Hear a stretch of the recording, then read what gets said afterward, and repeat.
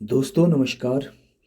आज के इस ब्लॉग में मैं आपको एक ऐसी चीज़ दिखा रहा हूँ जो शायद अब बहुत कम जगह देखने को मिलता है।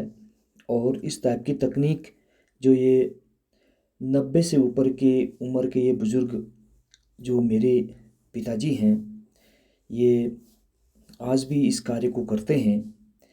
तो थोड़ा मैं आपको बताता हूँ कि ये कैसे ये जो भेड़ से ऊन जो हम काश्तकार पशुपालन काम करते हैं पहाड़ों में, तो इसको कहाँ से ऊन मिलती है, किस तरह से इसके चीज़ें वस्तुएं बनती हैं और कैसे इसको प्राप्त किया जाता है और कैसे इसको प्रयोग में लाया जाता है, कौन सी ऐसी टेक्निक है, विधि है जो ये पुराने हमारे बुजुर्गों ने अभी भी धरोहर के रूप में रखी है। धरोहर इसलिए क्योंकि मैं खुद भी इस चीज़ को नहीं जानता हूँ, देखा है करते हुए, पर खुद करने के प्रयास में हमसे कई बार के कोशिशों के बावजूद भी ये कार्य नहीं हुआ। जो तकनीक ये हमारे मेरे पिताजी हैं जो ये लगा रहे हैं, ये आप देखें तो सिर्फ 3 उंगलियों का, ये देखिए, आप ये देखिए, ये 3 उंगलियां जो हैं इससे ऊन को खींच रहे हैं और फिर ताकुली से काट के इस तरह की तकनीक, ये जो हमारे अ, पहाड़ों में हम पशुपालन का कार्य करते थे, जब पशुपालन का युग था तब से चली आ रही इस रीति को अब ये विलुप्त इसलिए कहता हूँ मैं क्योंकि अब इस चीज़ को कोई करता नहीं है। बहुत कम इनके ही उम्र के जैसे वो लोग इस कार्य को जानते हैं और करते हैं। और फिर इस उम्र के लोग अब कम से कम हमारे गांव में तो बचे नहीं हैं। ये एक तरीके से कहूँ तो हमारे क्षेत्र में सबसे वरिष्ठ नागरिक के रूप में हैं और इन्होंने आजीवन इस काम को किया। और इनकी हाथों की इस तकनीक और इस कॉन्फिडेंस को देखिए आप। ये देखिए, ये तकनीक जो लगा रहे हैं ये 3 उंगलियों का, आप, मैंने 100 बार कोशिश करने के बावजूद भी मेरे से ये नहीं हुआ। ये देखिए, ये खींचा धागा और इस तरह से इसे काट के, ये देखिए, और ऐसे इसका रोल, ये देखिए ये रोल बनेगा। तो इस तरह से ये जो तकनीक है पुरानी, अ, हमारे पहाड़ में इसको ताकू कहते हैं। ताकुली इसका हिंदी शब्द है। और जो हम पशुपालन का काम पहाड़ों में करते हैं तो उसका एक उद्देश्य ये था कि पशु पालने के साथ साथ उसकी आर्थिक जो घर की स्थिति थी, जो इकोनॉमिक कंडीशन थी, वो तो सुधरती सुधरती थी, साथ साथ जो इस ऊन से बनने वाले वस्त्र होते थे, पहनते थे पुराने ज़माने में लोग, इसका बखुला बनाते थे, हुतौड़, पैजामा, हिंदी शब्द है, हुतौड़ बनाते थे, इसकी टोपी और स्वेटर, ये सब पहनने की चीज़ें। साथ साथ जब बर्फ़ पड़ जाती थी तो तब उस समय की बात है, बहुत पहले की, जब आज के एक आधुनिक युग, भौतिक युग की सुख सुविधाओं में हम लोग नहीं जी रहे थे, तब उस समय में पाँव में बर्फ़ पड़ जाती थी तो जो बर्फ़ पाँव में ठंडक बचाने के लिए और उसमें से स्लिप ना हो, हम फिसले ना करके, ऊन से शेक बनते थे। अब मैं आपको ये सब चीज़ें सीरीज़ के रूप में लाऊंगा आप लोगों तक।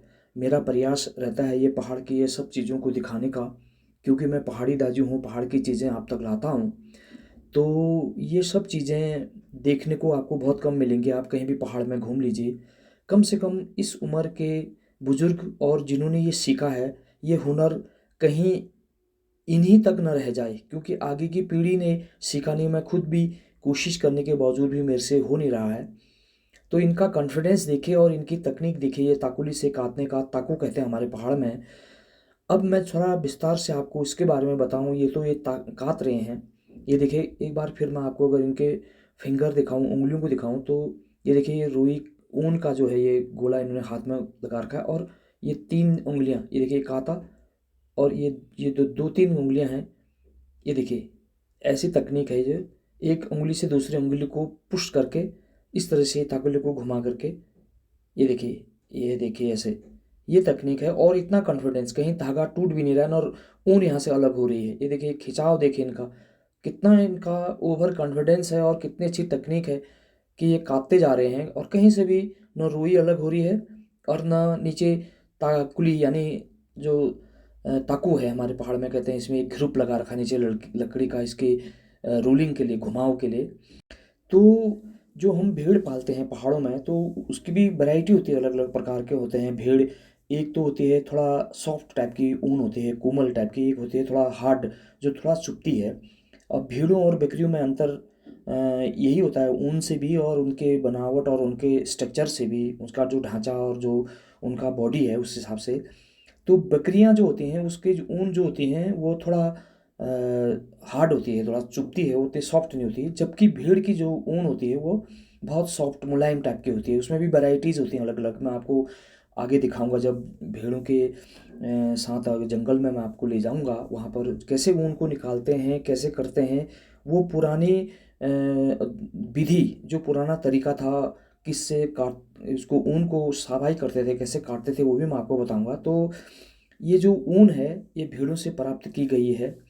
और जैसा कि मैं बता रहा था कि इसके वस्त्र बनाते थे पहनने के, इसके साथ साथ एक हमारे पहाड़ में शौका जनजाति है, जो हमारे क्षेत्रों में ये पशुपालन का कार्य उनके बुजुर्गों के टाइम से अभी भी कई लोग करते हैं।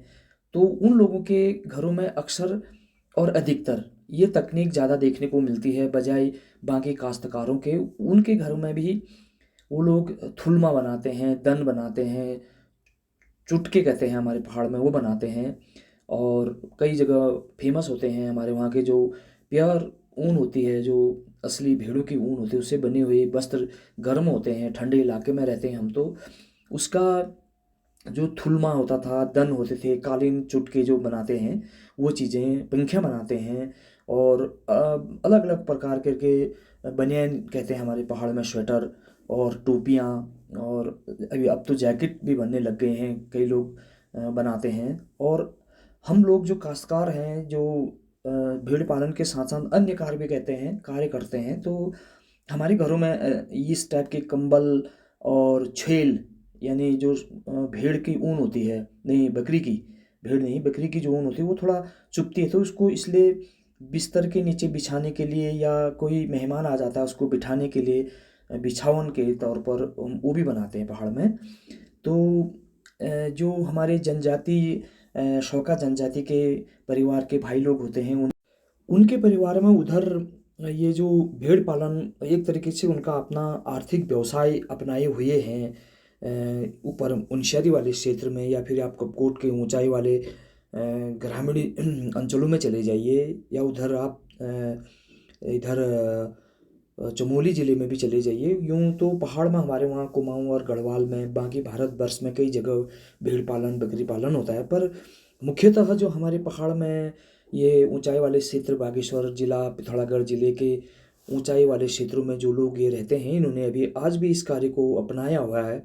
बहुत मेहनती काम और बहुत अधिक समय लगने के कारण इनकी जो लागत है वो उतनी मिल नहीं पाती है। और सिंथेटिक और मशीनी चीज़ों से बनी हुई ये चीज़ों का प्रयोग करने की वजह से लोगों ने इस तरफ दिलचस्पी नहीं लिया, जिससे यहाँ के ग्रामीण लोगों के इस पुराने कार्य में थोड़ा सा उतना लोग अब समय नहीं दे पाते हैं, क्योंकि उसका उनका पूरा फायदा नहीं मिल पाता है, क्योंकि मेहनत बहुत ज़्यादा है। चीज़ें इकट्ठा करना, संग्रह करना उनका, उसका धुलाई मिचाई, उसको साफ करना, काटना, फिर बनाना। बनाने में कई जगह वैसे तो महिलाएं निपुण होती हैं इस कार्य में, जबकि पुरुष भी इस कार्य को करते हैं। पर जब बुनने के कार्य आता है, ताना बाना, जो चांद बुनने का काम आता है, वो अधिकतर हमारी मातृशक्ति पहाड़ की इस कार्य को करती हैं। पुरुष भी इसमें सहभागिता निभाते हैं, पर मिचाई, कताई और ये काटना और भेड़ों से ऊन को लाना और बुनाई तक का कार्य अधिकतर पुरुषों का रहता है। फिलहाल आज की इस ब्लॉग में मैं थोड़ा सा इंट्रोडक्शन आपको इस हमारे पहाड़ की विलुप्त होती इस चीज़ के बारे में बता रहा हूँ। और अब आगे के आने वाले मेरे जितने भी ब्लॉग होंगे उसमें मैं इसको विस्तार से, कैसे भेड़ पालन करते हैं लोग, कहाँ से इसको ऊन को प्राप्त करते हैं, कैसे उसकी कटाई होती है, वो पुराना पद्धति, पुराने युग की जो तकनीक थी, वो भी हम आपको दिखाऊंगा कि कैसे इसको ऊन को काटते थे, कौन सा इसका औजार होता था, और कैसे ये लोग इसको करते थे। तो ये सब चीज़ें मेरे आने वाले ब्लॉग में हैं, और आप लोग मेरे पहाड़ी दाजू के यूट्यूब चैनल पर बने रहिएगा। और इस तरह की तकनीक जो अब वाकई में सच में आपको हो सकता है आपने कई जगह दिखाते हैं, लोग करते हैं, तो ये जो बुजुर्ग हमारे पहाड़ों में अभी भी इस काम को अपनाए हुए हैं। तो इस तरह की जो ये पुरानी विलुप्त होती हुई चीज़ें जो सिर्फ इन जैसी बुजुर्गों तक ही रह गई है, ये सब कुछ चीज़ें मैं आप लोगों तक लाने का मेरा प्रयास होगा। आप मेरे साथ जुड़े रहिए। अगर आप ऐसी चीज़ों में इंटरेस्ट लेते हैं और ऐसी विलुप्त होती चीज़ों को देखना चाहते हैं, तो प्लीज़ मेरे पहाड़ी दाजू यूट्यूब चैनल पर बने रहिएगा। Thank you so much. आभार, धन्यवाद और नमस्कार।